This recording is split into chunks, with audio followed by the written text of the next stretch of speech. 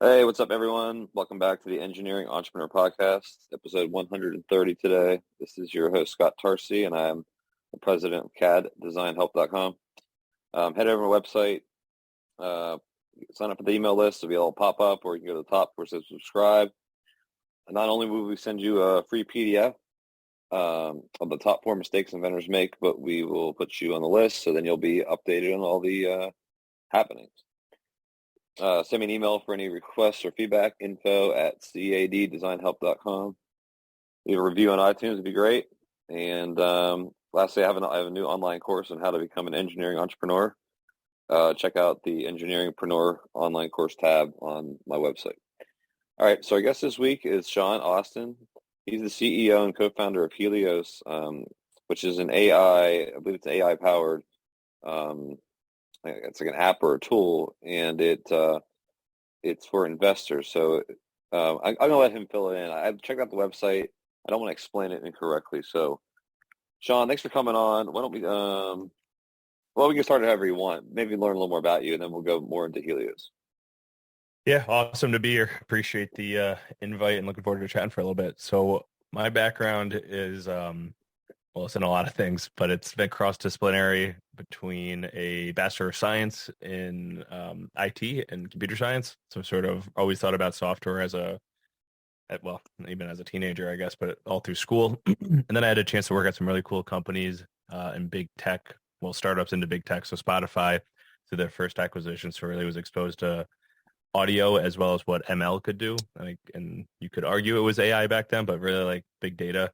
All the way through some fintech experiences with Klarna, working on their AI and decisioning systems, and then a lot of startups along the way, or sort of like building startups with companies like Fueled in the City. So those seminal moments in my 20s, as well as knowing my co-founder for a long time, who is a hardcore academic, so sort of makes the impossible possible, is why I'm now CEO and co-founder at Helios, where we're looking to build and have built a voice tone AI, which is around extracting and understanding from voice tones. So think about like sarcasm or belief, or all these important human emotions and feelings that we communicate through our voice tone that is not a fabric of our world really yet. It's not available in a lot of scenarios like finance where we operate.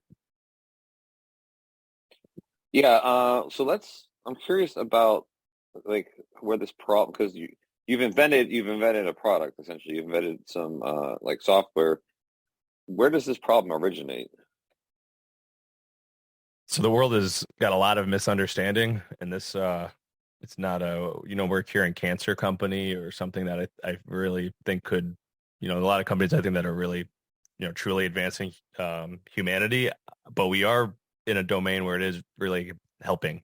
So misunderstandings can come from a lot of different things, but not interpreting someone's tone or not hearing it is essentially being tone deaf. So that is at the heart of our sort of belief here, and why we're, a company that sees what can happen if you add that understanding and add that layer in. And if you think about, if you misunderstand a CEO at a quarterly earnings call or misinterpret it, that has some dramatic ramifications. If you don't detect, for instance, and you could through voice tone, a feeling of uncertainty from, say, a former CEO of FTX, that could have bad, negative ramifications. Maybe he shouldn't have got so many, people on board and investors, and that had, I think it was $13 billion, but a huge number, right, of dollars and people's lives and savings, and then just huge ramifications. So we really think, having that available helps the decision-making process. And yeah, better decision support systems would yield less turmoil at times. Yeah, reading it on the website, it's almost like a polygraph test, right? Like, so if somebody's on, if you're, well, I guess describe us these earning calls. Like, who is typically on these calls that, because it's almost like the guy giving out the earnings is maybe not telling the truth, but with this AI, you could basically call him out, or you would give some percentage of confidence that he's not being truthful. That's what I'm getting. The vibe I'm getting with this. Yeah, like next generation polygraph, we've started toying now with that catchphrase for earnings, or earnings polygraph. But a polygraph, so a couple things. So a polygraph is the word poly, many, and graph is a way to just measure, like a machine that can measure a lot of different things. So the truth component to it, though we believe that's like at the heart of everything, kind of like transparent conversations. It doesn't just spit out that this person's lying or is committing fraud or something, but there's a whole bunch of different important voice tone measurements that we have. So things like, do they sound like themselves? I mean, that can be quantified pretty well, pretty straightforward for us now, which is measure how and between certain characteristics how you sound previously, and you can compare that. So then you can also compare to your question is on an earnings call, which is a quarterly event for basically every U.S. public security or company. They are global, but in the U.S. is very, very prevalent, where you have some prepared remarks. So you sort of have a little speech by the CEO or president or CFO for say 20 minutes or so, and then there's say a 40-minute or could be reversed, but basically an hour long call where you then answer questions from analysts who are essentially representative of shareholders in the company.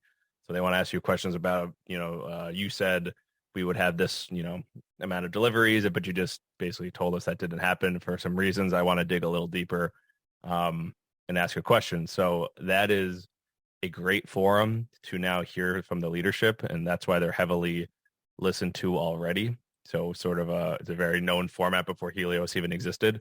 What we're saying is if you can layer in that, next gen polygraph, not only do the executives and the analysts know that there's a important machine listening or important set of algorithms listening, that all of a sudden you can find out, like I mentioned, an example is, do you sound like yourself?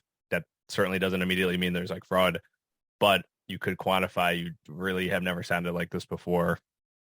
Let's dig a little deeper, basically. Interesting. Quick question. So I like a lot of people. I own stock in a lot of different companies. Can anybody that's a shareholder join these calls, or do you have to have a certain like number of percentage of shares? I've never been on these So calls. It'd be yeah, interesting to hear it. so it's evolving. So right now there's certain, like actually the easiest one is Robinhood. So Robinhood is now sort of pioneering more open access. Companies like Coinbase will do it through these new platforms. So you actually can join them. So I've joined through those apps now because it's starting to like happen more frequently with more tech companies. So that's one piece of the answer. I mean, it's typically more directly through the website. So webcasting, like just kind of live streaming through the company's website directly, so it's a little less convenient. But it generally is something you can tap into if you're following them, if you care about them. So there's at times, I believe, like this is, I believe, a minority potentially you couldn't access them, but I'd say on a vast majority, especially large companies, you can get access to them. Like go to Tesla's website, they have a streaming link. You enter your email. You can listen. You can listen to these streaming links because they want the information out there. They want people to hear their message, right, in totality. Okay, so sorry, my mind slipped there. So you could actually use the AI like yourself on these calls then, right? Because you would just, I don't know how you'd hook that up to the call, but they could be interpreted as you're listening to it. Yeah, I mean that's so it's really cool you asked that question because that's essentially where our value as a company comes in. So right now we focus on delivering this sort of, call it like research level data, very scientific measurements from that polygraph, from that next gen polygraph to like data scientists at hedge funds or academics, doing true research on academic research. But what you're saying is how do you open it up to like the hundreds of thousands, if not higher, if not more, of course, like millions of retail investors who potentially want to see this in some fashion. So that is really where we're going as a company is we've built a research platform that has extreme validation and it's the only one that exists in the world. And now actually already through our website, you can access a little bit of this info. So through our website right now, you actually can buy a small, subscription that lets you access the calls through a partnership we have, as well as some of our data. So not the same that's, a six-figure contract, but some of it. And our direction is to open this up more and more and more to give more and more, detailed reports of the leadership teams through the data that we actually can analyze, which is the voice tone. Cool. So do you have any examples of like using this on a call where maybe like an FTX thing where like you discovered like, hey, this may not be what we think it is, and if that ended up being true. Yeah. So the best one, which was not, so we don't cover private companies right now, but it was just so important given the world that we've been asked or we're asked quite a bit to look at those interviews. So we ran that through our engine with the FTX CEO, Sam Bankman-Fried, and we were trying to answer the question, did he sound like the same person pre and post that tweet by the Binance CEO, which really was the event that started, disclosures and meltdowns and things like that, right? So that singular event, right, was like a line in the sand. And the answer, which the machine told us, right, our AI, kind of like if you type to chat, GPT is going to tell you something. Our AI came back and validated that he does not sound like the same person. He was on our negative side of the scale, which is sort of like a bearish forecast of the executives feeling on the future from their voice. So that skewed negative, but it was what's the word, like a collective around it. So it was very concentrated, which was what, that's what it is. But then all of a sudden after that event, it essentially was a neutral score, which is for us very interesting to say the least, where your voice changes around an event and it actually changes from a negative skew to sort of a neutral forecast around the future of the firm you represent. So that, though, is not we can't do this for every private company yet with our product. That is a pretty substantial, I think, finding from what we've done. And then now we're looking at, for instance, requests around SVB, so the Silicon Valley Bank situation that certainly could have been leaking out of executives' voice tones earlier on as a early warning. So that is something we're going to look at as well very soon. But there's a collection of others with really like these large events, either acquisitions at scale, like Salesforce with Slack. So that's not skewing in the negative domain, like some sort of loss of billions of dollars occurred. It was a purchase. But when you have these very large magnitude events that some people, especially if they're in leadership, have a hunch or insights, or it could be even worse, like not disclosing things. But once that weighs heavily on someone's, almost subconscious or mind, it's showing that it can leak out in your voice tone, and if we're listening every millisecond, that, all of a sudden it can be a signal that's found, because we have all this audio and our, we've trained this on 12,000 CEOs and 360,000 hours of this audio. I think it's interesting that you chose such a very narrow, like very specific application of this. Like this, I feel like this AI could be applied to like so many more things. So why this exact topic? Yeah, I mean, I actually get the question every single time I talk to any investor. It was like, wait a minute, there's not that many systematic hedge funds doing earnings calls analysis that have, budgets that you're looking for with six figures. It's very, very, like you said, niche. The big reason we did this is we know science needs to drive these findings. I mean, I think I would not say we're at the scale of OpenAI yet or anything like that, but you certainly have bleeding edge science research that can drive products, like how large language models work. I could not explain to you fully, but they need scientists driving it, and then a smart commercialization process, and then ultimately a product, at the door process. So that we've thought about that early on, because my co-founder is like a scientist by trade, by his career prior to Helios, and we looked for the most high value voice conversations that exist. So if you take kind of like a back of the napkin formula, literally almost was this. It was people listening and how much they actually have, for that, like how valuable do they believe the conversation is, and then the speaker and how valuable they believe the conversation is. So if you think about an earnings call, which can move, I believe the number with Google was 90 billion changed, and that's one of the biggest ones after their earnings call where they screwed up their recent AI launch, where basically their Bard system gave out like some answer that was wrong, like didn't know what the James Webb Telescope was, or something was totally off. A whole bunch of money got wiped off of it. I'm pretty sure a bunch have come back, but that movement was what we looked for, and that's where we wanted to start the research, because if we could harden it in that environment, you can essentially build the engine you need to power these other apps. It's a research to product we believe needed a really smart tactical on ramp, basically. Well, that's very cool. Just trying to think of any other questions here. I did have a couple of questions in the notes from the guy who's out the call with us. One of them was like how to survive turbulent markets, and maybe how Helios helps with that. Yeah, that's it's a good question. So when we hear turbulent, or when I hear turbulent, or we think of like current markets, one that's not just up and up and up and up and up. Volatility is the word, as the measurement, really. So a lot of people are familiar with the VIX, which is also coined as the Fear and Greed Index. So it measures from um, an organization called SIBO, essentially all the options that exist on their exchange. So you can get a measurement on these derivatives, which helps you understand, is there a lot of people betting things are going down or betting things going up?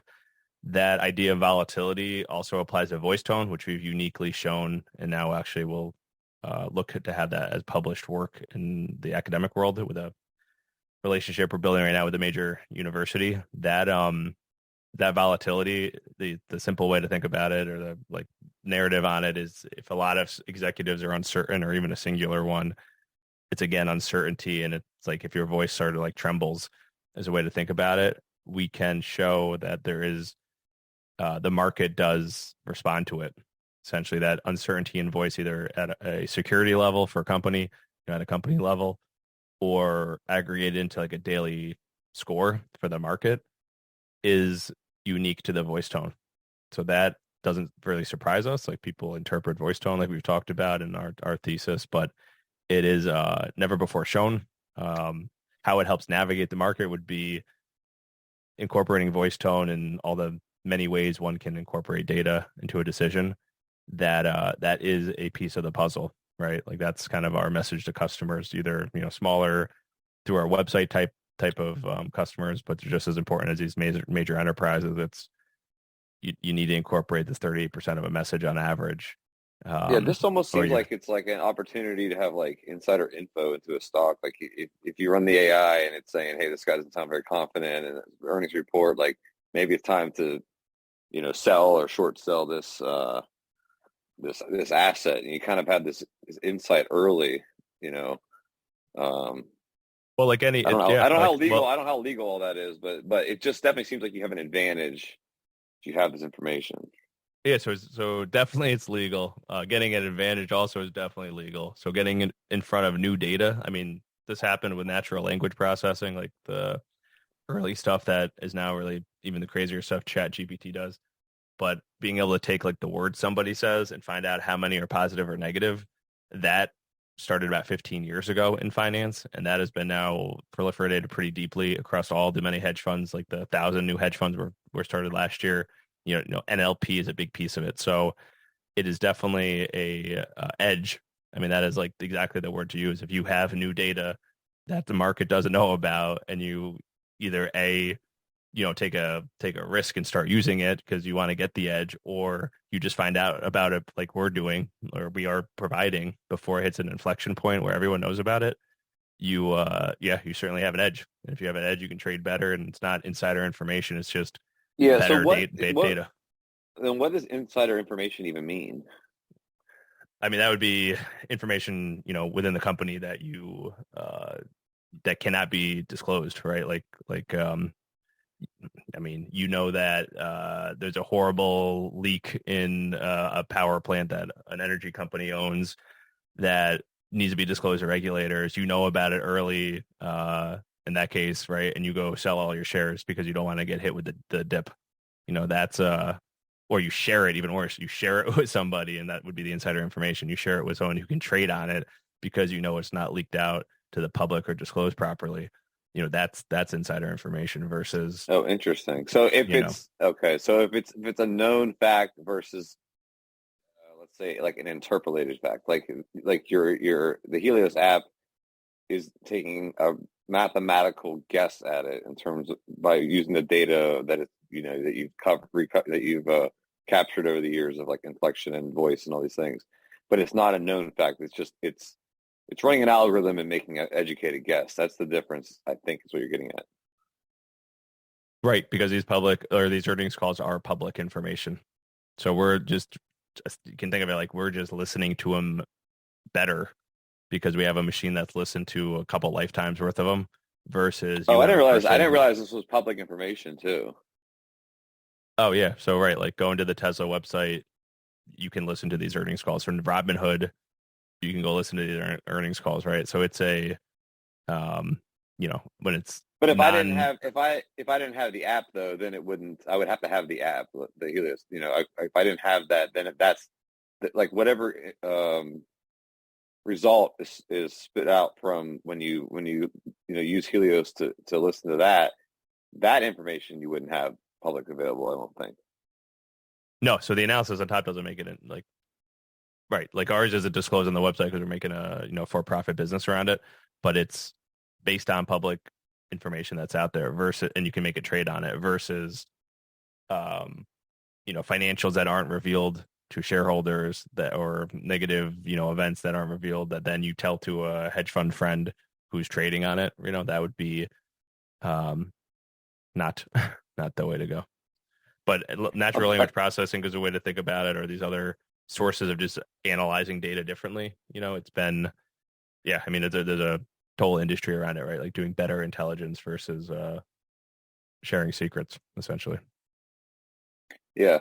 Another thought I had was, okay, now if I'm a CEO, I imagine the whole industry is going to spin up to train them to talk a certain way to overcome this. There might be a motivation to do that, and there could be like a business around doing that. Like coaching. So coaches think about it a Yeah. lot, even though they don't have tools. So right now they get coached on the scripts, which actually is making it less emotive. So one of the, I think, huge benefits is what you're talking about is if voice tone is being measured and you can actually elicit more information by using it, we're basically figuring out how to make sure we can encourage a world of leadership that is more emotive. Because what we're saying is you don't want to be totally tone deaf, like at that point, or tone deaf when you speak, because what are you uniquely providing as a person? If you have a script and you don't elicit any tone, I mean, you can answer some questions, but you could dodge those even. What is the purpose, right? Isn't the purpose to give information versus conceal information? So we're trying to promote transparency. We're trying to promote more capital efficiencies in the market. Um, we've been able to measure with some people like Elon Musk that the market gets more information from his voice tone. And I think a lot of people who've seen him speak know that there's a less BS. Basically, he sort of just speaks what's coming out of him, and that doesn't always mean it's like really good news, but it means that it's more transparent, right? And we think there's a huge benefit for markets as well as for individuals um, participating, right, to get access to that and encourage it. That makes a lot of sense. So where do you see Helios going from here? It's that mass market product. So there's a lot of companies. I think like you don't know their tagline, so they'll someone from the company is listening to this. I'll probably butcher it slightly, but MSCI helps decision making and investment management. So basically making better trades or making people smarter. That comes from a whole suite of this data that they produce and can essentially offer products around that data and that intelligence.